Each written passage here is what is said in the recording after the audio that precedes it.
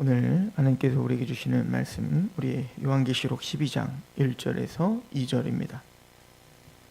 요한계시록 12장 1절, 2절 말씀입니다.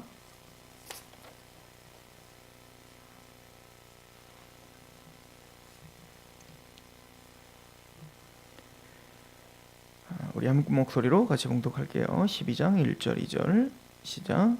하늘에 큰 이적이 보이니 해를 옷 입은 한 여자가 있는데 그 발 아래에는 달이 있고 그 머리에는 12별의 관을 썼더라. 이 여자가 아이를 베어 해산하게 되매 아파서 애를 쓰며 부르짖더라. 아멘. 요한계시록 12장은 대단히 중요한 장입니다. 물론 한 장 한 장 다 중요하지만 요한계시록을 진중하게 연구하는 신학자들과 또 목회자들은 12장이 바로 요한계시록의 핵심이다. 또 요한계시록 11장까지의 이야기와 이제 앞으로 전개될 요한계시록 이제 12장부터 시작되는 그 이야기에 어떻게 보면 교두보 역할을 하는 굉장히 중요한 장이다라고 이야기를 합니다. 저는 이 12장을 단순히 계시록에서만 중요한 게 아니라 성경 전체에서도 대단히 중요한 장이다라고 생각합니다. 왜냐하면 성경 전체를 요약하고 있고 또 그 성경 전체의 이야기의 결말이 무엇인지를 또 우리에게 설명해 주기 때문에 그렇습니다. 요한계시록 1장부터 11장까지 어떤 이야기가 있었는지 먼저 우리가 좀 흐름을 잡고 가는 게 좋겠다 생각이 드는데요. 잘 아는 대로 우리 1장은 수신자인 7교회가 어떤 것인지, 7교회란 바로 7촛대였다. 즉 세상의 빛이 되어야 되고 하나님의 거룩한 빛을 어떻게 보면 전달하는, 반영하는 하나님의 형상대로 지음받은 하나님의 백성들임을 설명하고, 그 7교회는 바로 예수 그리스도께서 붙들고 계신다라고 하는 것이죠. 근데 그 예수님은 누구신가? 구름을 타고 이 땅에 다시 오실 분이시며, 또 그 예수님께서는 머리가 희끼가 양털과 같고 거룩하신 분이라는 얘기죠. 빛난 주석과 같은 발을, 이것은 심판과 관련된 이야기인 거죠. 그 입에는 검이 나오고 그것은 바로 하나님의 거룩하신 말씀으로, 예수님의 그 말씀이 우리 심판을 하실 분이다라고 하는, 또 금띠를 두르고 그 영광스러운 또 흰 옷을 입은 대제사장이신, 또 그런 예수님이 누구신지에 대해서 그 부활하시고 승천하시고 지금은 하나님의 보좌에 그렇게 거룩하고 영광스럽게 앉아 계시는, 승기하셔서 그렇게 영광스러우신 분이다. 그 예수님은 한마디로 이렇게 요약하면 돼요. 사도 요한이 예수님을 환상 중에 봤을 때 사도 요한이 죽은 자처럼 되죠. 그러니까 감히 하나님을 볼 수 없었던 것처럼 그 예수님을 바라볼 때에도 온 힘이 빠지고 죽은 자처럼 그렇게 기절할 수밖에 없는 그 영광스럽고 거룩하신 분이다. 근데 바로 그분이 그 하나님의 교회를 붙들고 있다라고 하는 것을 1장은 이야기하고 있었습니다. 계시록 2장 3장은 그런데 이 땅으로 이제 눈을 돌려 예수님께서 붙들고 있는 그 7교회, 오고 오는 모든 교회라고 했죠. 1세기에 있었던 교회이면서 오고 오는, 예수님이 재림할 때까지 있을 그 교회, 한마디 말로 우리를 가리켜 이야기하고 있는 겁니다. 그 7교회는 어떤 상황 속에 있었습니까?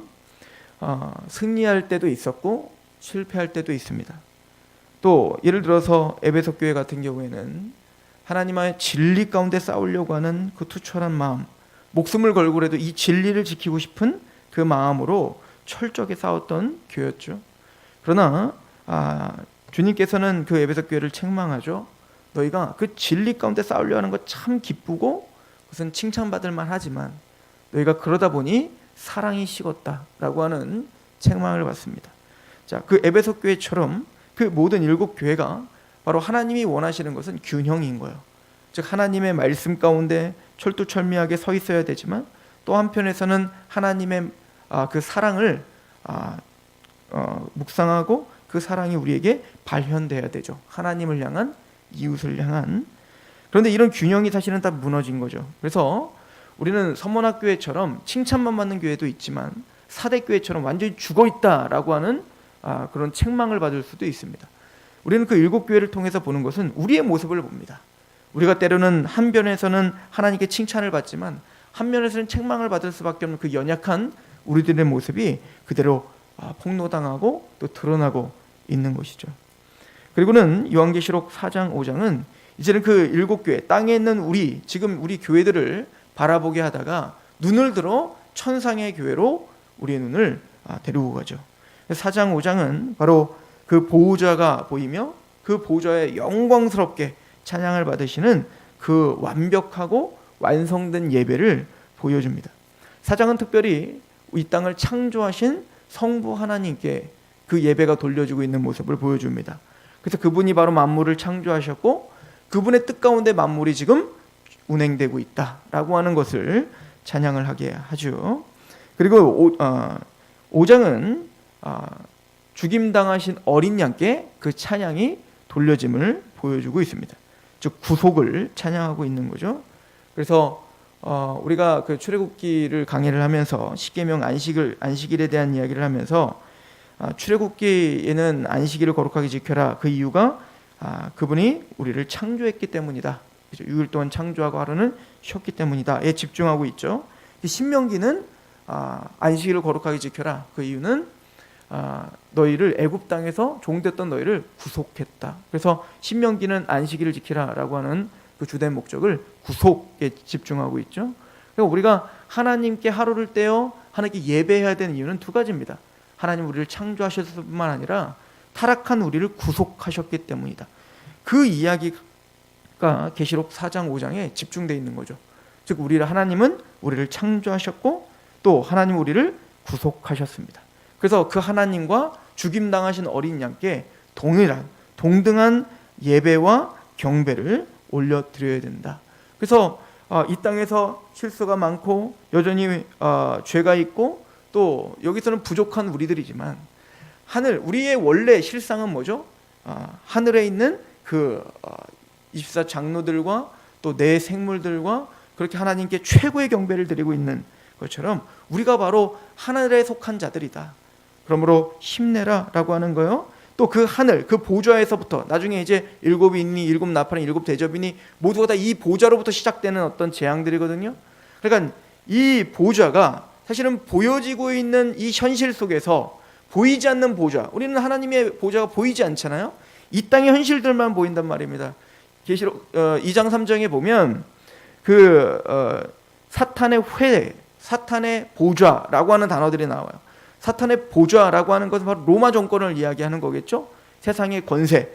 그 세상의 권세는 우리의 목숨도 빼앗아갈 수 있는 권세였습니다. 그 순교자들이 나타나기 시작했지 않습니까? 사탄의 회당은 바로 유대인들을 가리켰죠. 종교적인 타락, 종교적으로 우리를 핍박하고 있는 자들이라고 이야기를 하고 있죠.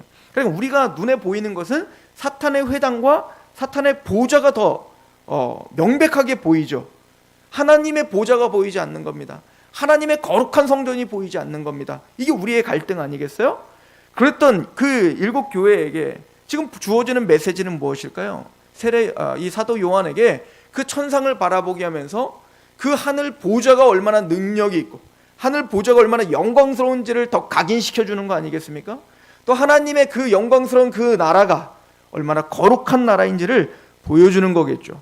그래서 이 땅의 것들이 더 적게 보이고 그것보다도 더 크신 하나님의 보좌와 그 하나님의 나라에 집중하게 하고자 하는, 그렇게 인내하고자 하는 그런 뜻이 있을 것입니다. 그리고는 6장, 이제는 6장부터 7나팔, 7대접 심판 시리즈가 시작되는 거예요. 그 7인 심판이 6장에 나와 있는데 그 7인의 특징은 뭐라고 했습니까? 교회와 또 세상과 함께 받는 재앙인데 이것은 인간 스스로 자초한 심판인 거죠. 그래서 4가지 말을 통해서 인간의 탐욕과 그 욕심이 살육과 전쟁과 또 기근과 나중에는 사망으로 치닫을 수밖에 없는 그 죄가 욕심이 잉태하여 죄를 낳고 죄가 장성하여 사망을 낳는다라고 하는 그 메시지를 우리에게 주고 있죠. 그 가운데 가장 힘든 사람들이 누구라고 했죠? 바로 교회인 거예요. 고난이죠. 고통이요. 그들은 자신의 욕심대로 살아가려고 하지만 우리는 어쨌든 하나님과 이웃을 향해서 살아가려고 합니다. 자기 십자가를 지고 살려고 합니다. 그러면 이 땅에서 승리하고 이 땅에서 뭔가 잘 돼야 되는데 그렇게 십자가의 길을 걸으면 걸을수록 더욱더 힘들어지고 고통당하죠. 그래서 계시록 6장에 바로 의인들의 기도가 나오는 겁니다. 하나님 언제까지 우리가 이렇게 고통당하도록 내버려 두시려고 합니까? 라고 하는 것이죠. 그때 하나님께서 뭐라고 말씀하십니까? 좀 쉬라, 안식하라. 아직 너희의 동료들의 피가 차기까지 아직 되지 않았다. 그때가 되지 않았다는 것입니다. 하나님은 지금 하나님의 백성들이 하나님께 울부짖으며 그렇게 하나님 앞에 하나님만을 의지할 수밖에 없어 그렇게 고난의 길을 걸어갈 때 하나님이 손이 짧아서 우리를 도와주지 않는 것이 아니고 하나님이 지혜가 없고 하나님은 부재중이라 우리를 도와주지 않는 게 아니라 하나님은 하나님의 작정 속에 허용하고 있는 겁니다. 하나님의 때가 되면 우리의 모든 그 울부짖음을 신원할 때가 올 것이고 하나님이 우리에게 보상할 때가 올 것이며 복수할 때가 올 것인데 그때가 바로 예수 그리스도의 재림의 때다라고 하는 것을 요한계시록은 반복적으로 우리에게 계속 설명해 주고 있습니다. 그리고는 마지막 인이 떼어졌을 때 여섯 번째 인이 떼어졌을 때 어떤 일이 벌어집니까? 그 심판에 대해서 보여줍니다. 그 악인들이 받는 심판이 얼마나 무서운 것인지 그 악인들이 받는 심판이 얼마나 무겁고 감히 감당할 수 없는 심판인지를 보여주게 되죠. 그때 그 의인들은 이렇게 고백을 합니다. 누가 감히 이 심판 앞에 설 수 있겠습니까? 이 두려운 심판 앞에 누가 감히 설 수 있겠습니까? 라고 부르짖습니다. 하바국이 왜 우리 하나님의 백성들 의인들이 저 악인들에 의해서 이렇게 짓밟힘을 당하고 하나님 언제까지 이렇게 말도 안 되는 불공정한 일들이 이렇게 불의한 일들이 계속 일어나게 할 것입니까? 라고 울부짖을 때 하나님이 하바국에게 그 바벨론이 어떻게 무너질 것이며 그 악한 자들의 심판이 무엇인지를 보여줬을 때 하바국은 아무 말도 할 수가 없었죠. 그래서 하나님 앞에 어떻게 고백하죠? 하나님 진노 중에라도 은혜를 잊지 말아주세요. 하나님 내가 무화과 나무 잎에 열매가 없고 외양간에 소가 다 없을지라도 나는 주 하나님 한 분으로 기뻐하겠습니다. 하나님 내가 이 땅에서 고난과 고통과 아무리 불합리해 보일지라도 최종적인 하나님의 심판 앞에 섰을 때에 얼마나 내가 지금 감사한 것인지 하나님의 국률 가운데 있는 것이 얼마나 기쁜 일인지 이제야 알겠습니다. 내 아무것도 가지지 않아도 내 것이 아무것도 없어도 오직 여호와 하나만으로 내가 기뻐하겠습니다. 그거 하나만으로 나는 기뻐하고 예배하고 하나님을 찬양하기 합당하다는 걸 알게 됐습니다. 라고 고백한 것처럼 그 하나님의 백성들에게 바로 그 악인들의 심판을 통해 지금 예수 그리스도를 믿고 십자가의 길을 걸어 좁은 길을 걷고 있는 우리가 얼마나 축복을 받은 자들인지 얼마나 은혜 가운데 있는 것인지를 알려주셨던 것입니다. 그러나 이 두려운 심판 어떻게 누가 감히 설 수 있겠습니까? 설 수 있는 사람들이 있다. 이게 요한계시록 7장의 이야기인 거예요. 그래서 14만 4천에 대한 이야기가 나오는 것입니다. 그 14만 4천은 바로 택함받은 하나님의 백성들이고 또 하나님의 은혜를 받은 백성임을 강조하죠. 그래서 그 14만 4천 또 흰무리에 대해서 이야기하면서 그들은 큰 환난 중에서 나오는 자들인데 어린 양의 피에 그 옷을 씻어 희게 한 자들이다라는 거예요. 그들은 이 땅에서 예수 그리스도의 피로 구속함을 경험하고 그 구속 때문에 하나님을 경배하고 있는 자들인데 그래서 환난에서 나오는 자들이다. 무슨 얘기죠? 예수님의 십자가의 길을 따르며 자기 십자가의 길을 걷고 있는 사람들이다라고 이야기를 하고 있는 겁니다. 그리고는 8장부터 바로 일곱 나팔 시리즈가 시작되는 겁니다. 즉 하나님의 은혜 가운데 주어졌던 그 창조의 일들이 역순으로 부서지면서 하나님의 은혜가 거두어들여지는 이 무서운 심판에 대한 이야기가 나옵니다. 물론 이것은 최종적인 마지막 심판은 아니라고 이야기했습니다. 땅의 3분의 1, 바다의 3분의 1, 강의 3분의 1, 그죠? 사람의 3분의 1이 해함을 받는 거예요. 하나님의 은혜는 첫 번째 창조가 다시 걷어들이고 하나님은 이것은 두 가지 마음을 주죠. 첫 번째는 이 하나님이 주신 창조물 그 이 땅에만 집중하여 그것의 모든 소망과 그 모든 기대를 걸고 있었던 악인들에게는 저주죠. 이것만큼 두려운 게 없는 거예요. 내 소유가 뺏어지고 내가 지금 기반으로 갖고 있는 이 땅이 흔들리고 있는 것이 두렵습니다.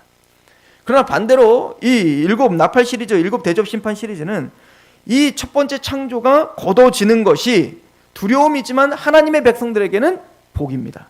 참된 은혜로 들어가는 거예요. 왜요? 새하늘과 새 땅, 재창조가 있음을 우리는 알고 있기 때문에 그렇습니다. 이 해와 달과 별이 어두워질 때 그 캄캄한 흑암 중에 이를갈미 있을 겁니다. 그러나 하나님의 백성들에겐 그건 뭐죠?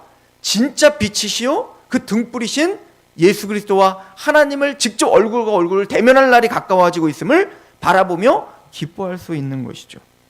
그래서 8장에서는 일곱 나팔 시리즈가 쭉 진행이 되면서 9장에 5번째, 6번째 나팔이 있으면서 이제 실제적인 악인들에 대한 철저한 심판이 있을 것임을 이야기하고 있는 겁니다. 근데 그 결론은 9장 21절에 회개하지 않더라는 겁니다. 아무리 경고하고 아무리 하나님이 두려운 심판을 명령할지라도 그들은 회개하지 않아요. 꼭 노아 때에 노아가 수많은 날을 물로 심판을 받을 것이다 아무리 외쳐도 아무도 그 방주에 타지 않는 것처럼, 또 소돔과 고모라 때에 그 롯이 끊임없이 불로 심판을 당할 것이다 아무리 외쳐도 그의 사위들조차 그 롯의 말을 농담으로 여겼던 것처럼 세상은 강팍하여 이 하나님의 메시지를 듣지 못하고 회개하지 않는다라고 하는 이야기를 우리에게 하고 있죠. 그런 10장 11장의 막간을 통해서 이런 상황 속에서 하나님의 백성들과 세상과 어떤 관계 속에 있는가, 서로 갈등하고 전쟁을 벌이고 싸울 수밖에 없는 관계라는 것을 이야기하는 거예요. 꼭 창세기 3장 15절에 하나님께서 이렇게 말씀하셨죠. 타락한 인간들에게 그 뱀을 향해서 말합니다. 여자의 후손이 뱀의 머리를 밟을 거다. 그리고 뱀의 후손들과 그 여자의 후손들이 전쟁, 싸울 거라는 거예요. 그 역사가 바로 지금 진행되고 있음을 보여주고 있는 거예요. 그래서 하나님의 반열, 즉 하나님의 백성들과 하나님을 대적하고 있는 자들 간에 끊임없는 갈등과 전투와 그런 어떤 고통이 끊임없이 이루어지고 있는 것은 바로 이러한 모습 때문에 그래. 일곱 교회야, 너희가 이렇게 힘든 것은, 그렇게 고통 중에 있는 것은 바로 실상이 이거기 때문에 그래 라고 10장 11장은 이야기해주고 있는 거예요.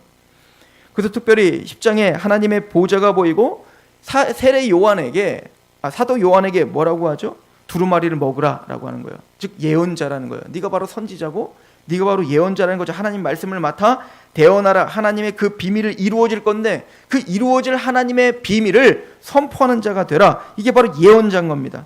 근데 그 두루마리를 입에서는 달지만 배에서는 쓰다 했어요. 무슨 뜻이라고 했죠? 우리가 하나님의 백성들은 하나님의 말씀을 들을 때 그것이 달콤하고 그것이 은혜가 되고 눈물이 나고 기쁘지만 그 말씀이 이루어지고 소화될 때에는 쓴 거예요. 고난인 거예요.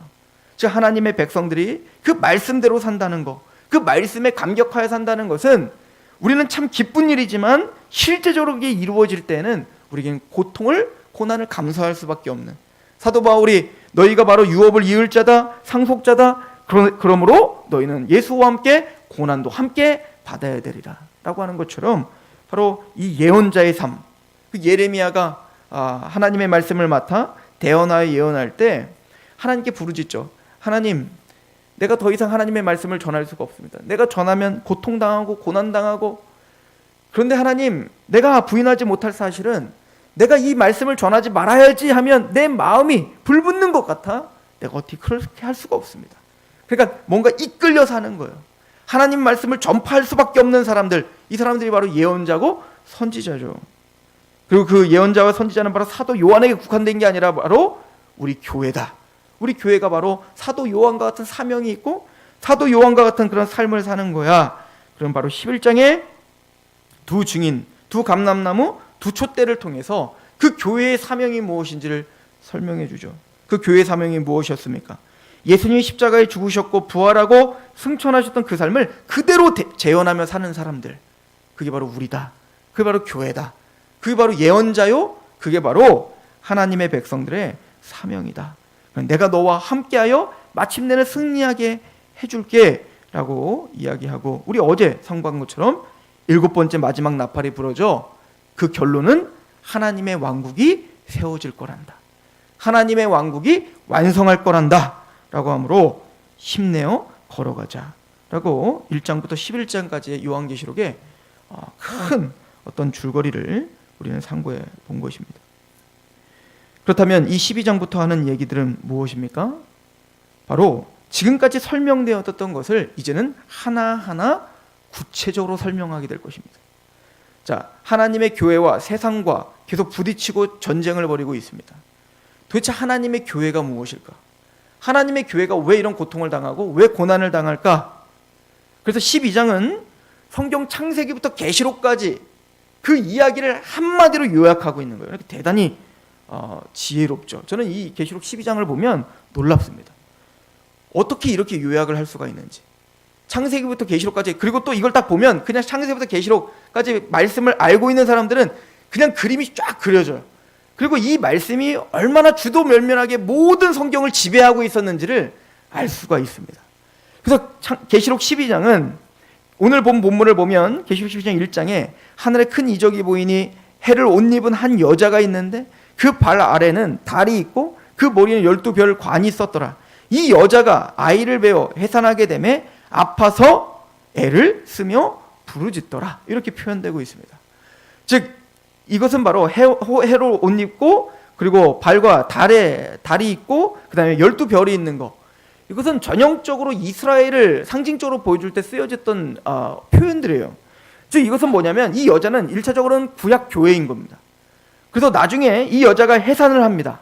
그리고 아이를 낳고 그 아이는 철장 만국을 다스릴 남자예요. 그 누구죠? 예수님이죠. 즉 예수님이 이 땅에 잉태되어 그 예수님이 십자가에 죽고 부활하여 승천하는 장면까지를 보여줘요. 그리고는 그 다음부터 여자는 신약 교회를 가리켜 이야기하는 겁니다. 자, 이 이야기는 뭘까요? 그러면 구약의 이스라엘, 그 하나님의 백성들로부터 누가 나오죠? 바로 예수님이 나와요. 이것은 바로 구약 전체의 요약이고 예언의 성취입니다. 그래서 창세기 3장 15절에 여자의 후손이 있는데 그 여자의 후손이 뱀의 머리를 밟을 거야. 그래서 이 창세기 3장 15절의 예언이 실제적인 어떤 그림으로 영화처럼 우리에게 펼쳐져 그 예언이 어떻게 성취됐는지를 우리에게 파노라마처럼 쫙 보여주는 게 계시록 12장인 겁니다. 그래서 여기서 이 여자의 후손이 하는 일이 뭐죠? 우리 12장 9절을 보면 큰 용이 내쫓기니 옛뱀 곧 마귀라고도 하고 사탄이라고도 하며 온 천하를 꿰는 자라. 그가 땅으로 내쫓기니 그의 사자들도 그와 함께 내쫓기리라. 그 여자의 후손이 뱀의 머리를 밟았다는 겁니다.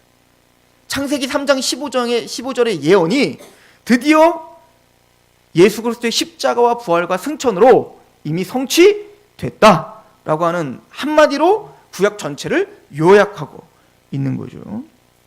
그런데 중요한 건 여기 보면 12장 2절에 보면 이 여자가 아이를 베어 해산하게 되매 아파서 애를 쓰며 부르짖더라.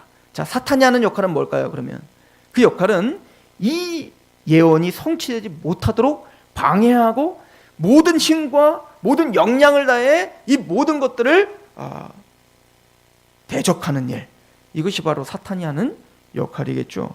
그래서 구약 성경부터 계속 이어지는 말들이 바로 이것에 대한 증명들을 하고 있는 거예요. 왜 가인이 아벨을 쳐 죽입니까? 왜 그 노아의 방주날 그들은 대적하여 거기에 타지 않게 하죠? 왜 이스라엘 백성들이 왜 애굽의 노예로 팔려가 그 파라오는 끝까지 그들을 내어주지 않으려고 하죠? 왜 파라오는 그 이스라엘 백성들을 살육하고 죽이려고 할까요? 왜 이스라엘의 역사 계속 속에서 거짓 선지자들과 또 그 거짓된 왕들이 왜 하나님의 백성들을 핍박하고 또 하나님의 말씀대로 살려고 했던 엘리야랄지 예레미야랄지 이런 하나님의 남은 자들을 끊임없이 핍박할까요? 그리고 왜 바알 숭배를 끊임없이 끌어들이려고 할까요? 왜 예수 그리스도가 이 땅에 태어나려고 할 때 왜 헤롯은 그 2살 아래에 있는 그 아이들을 다 죽이려고 할까요? 왜 모세처럼 모세가 이 이스라엘 백성들을 끄집어내어 이제는 약속의 땅에 들어가야 될 그 모세가 태어날 때쯤에 왜 파라오는 왜 2살 아래에 있는 아이들을 또 왜 날강에 다 빠뜨리려고 할까요? 계시록 12장은 그 구약 전체의 이야기를 한마디로 정리하는 겁니다. 눈으로 보이지 않지만 눈으로 보이는 건 파라오고, 눈으로 보이는 건 가인이고, 눈으로 보이는 건 헤롯이고, 눈으로 보이는 건 로마고, 눈으로 보이는 건 지금 세상이지만 그 뒤에 하나님과 하나님의 백성과 그에게 허락된 그 언약을 끊임없이 모든 역량을 다해 방해하고 하나님의 약속과 성취가 이루어지지 않도록 하는 것, 그것이 바로 사탄이 주장하고 있는 것이다 라고 하는 것을 한마디로 요약하고 있는 것입니다. 일곱 교회가 이 말씀을 통해서 뭘 배울까요? 우리의 인생이 왜 이렇게 쉽지 않은지를 알게 되는 겁니다.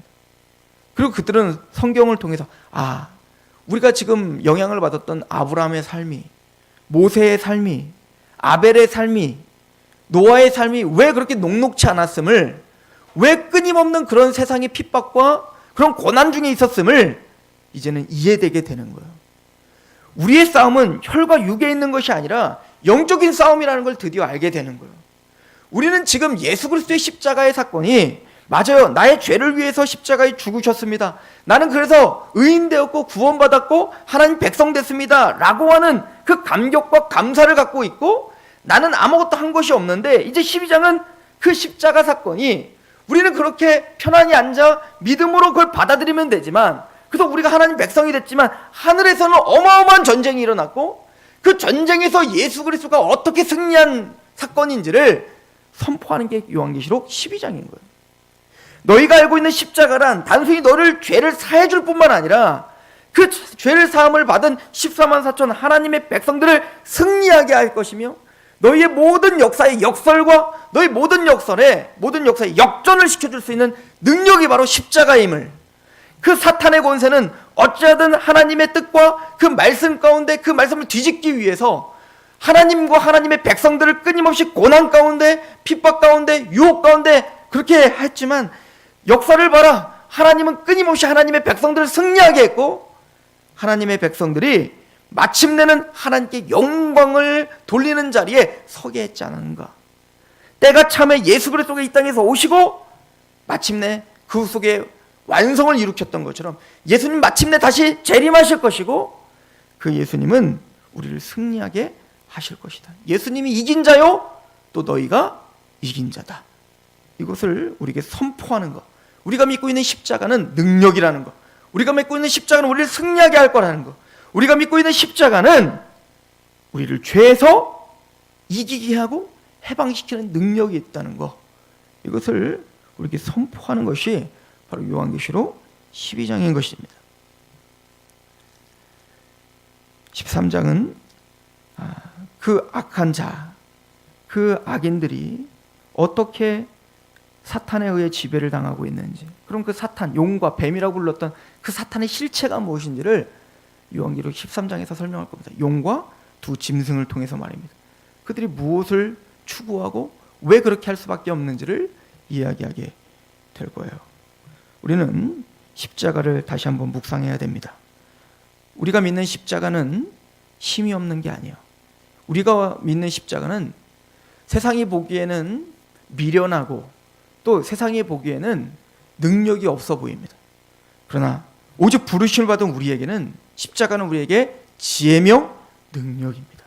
그걸 알고 믿고 우리의 삶을 통해 그걸 증거하는 것이 성도요 선지자들이며 그리고 하나님의 백성들임을 설명하고 있는 거죠. 오늘 하루 사실 때 이 모든 역사를 주관하시는 그 하나님, 그 중심에 십자가가 있음을, 그 십자가가 우리를 오늘도 승리하게 하실 것이고, 십자가가 오늘도 스스로 하나님을 영광스럽게 하는, 하나님의 이름을 영화롭게 하는 능력임을 인정하시고, 그 십자가를 안에서 오늘도 기뻐하시고 자족하시는 저 여러분 되시길 축원합니다. 기도하겠습니다. 하나님, 요한계시록을 통해서 피값으로 사신 하나님의 교회인 우리에게 주시는 참된 복과 또 언약이 무엇인지를 다시 한번 상고해 보았습니다. 하나님과 우리가 걷는 그 길이 사도 요한이 걸었던 고난의 길이며 또 초대교회 일곱 교회가 걸었던 고난의 길이지만, 더 나아가 구약의 모든 교회들이, 이스라엘이 걸었던 고난의 길이지만 그 길 가운데 마침내 하나님의 언약은 성취되고 때가 참에 여자에게서 예수 그리스도가 나게 하신 것처럼 우리도 오늘 하루 걷는 그 길 가운데 하나님이 주신 그 언약은 반드시 성취가 되고 반드시 승리할 것임을, 그리고 그 중심에는 죽임당하신 어린 양이 있어 우리의 인생이 승리하고 우리의 인생의 소망이 있음을 다시 한번 묵상한 하루가 되게 하시옵소서. 오늘 하루 사는 동안 이 십자가를 끌어안고 사는 사람답게, 승리하는 자답게 하나님 앞에 울부짖고 하나님의 긍휼을 의지하며 세상 앞에서는 담대하게 먼지를 떨어뜨리고 나와버리는 그런 담담함과 당당함이 있는 하나님 백성들 되게 하옵소서. 예수 그리스도의 이름으로 감사하며 기도합니다. 아멘. 이렇게 기도하며